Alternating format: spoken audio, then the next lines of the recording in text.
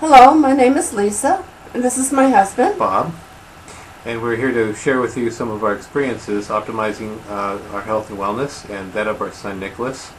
For those who don't know, we gave a lot of care for our son because of his muscular dystrophy, and sadly we lost him about 2 years ago because of the muscular dystrophy. But we wanted to share with you some of the things we experienced because we believe that a lot of people can get a lot of help, save a lot of time, and save a lot of heartache by paying attention to a few things. So based on our experience taking care of our son, Nicholas, we created a little seminar that we call Establishing Your Own Personal Health Practice. And in that, we hope that people will take away this one concept, especially this one concept, and that is to be more aware of what basis they use to make health and wellness decisions. We discovered that making health and wellness decisions was one of the most critical things that we did while taking care of him. And sometimes we made decisions early, sometimes late, and sometimes we just didn't have the information at all. So we just wanted to pass on our experiences about that a little bit so that others might gain the benefit for their own situations. As a little bit more background, in our youth we were taught pretty much like everybody else that when you were sick you went to the doctor, he gave you some medicine, you took the medicine, you got better, and life went on. It was very simple.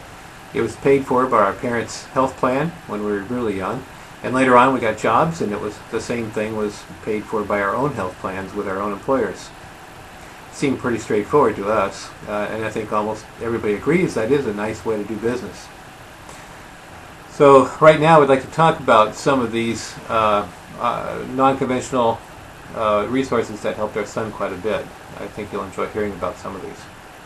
For one, when our son was in first grade, he would hold his head down on the desk, and the teacher thought he was disinterested in the class or tired or exhausted. So we heard about something from someone advised us about some nutrients that he might be able to take.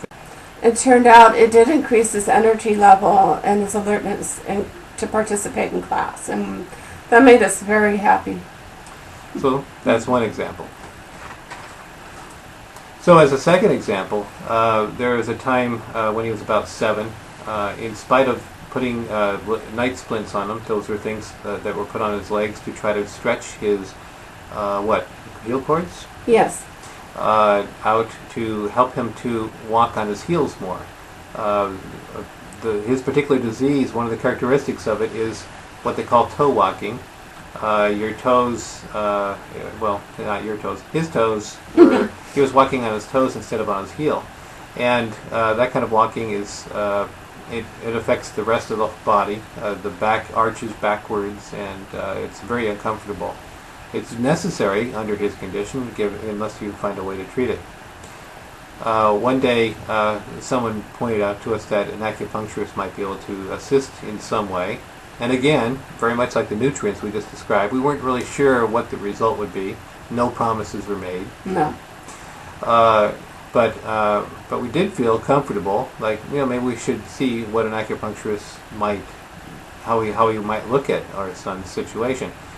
And it turned out that within an hour, maybe an hour and 20 minutes, Nicholas was able to walk on both of his heels. He was able to walk in a more normal way, no more toe walking, and we thought that was great. I mean, you couldn't imagine how happy we were about that.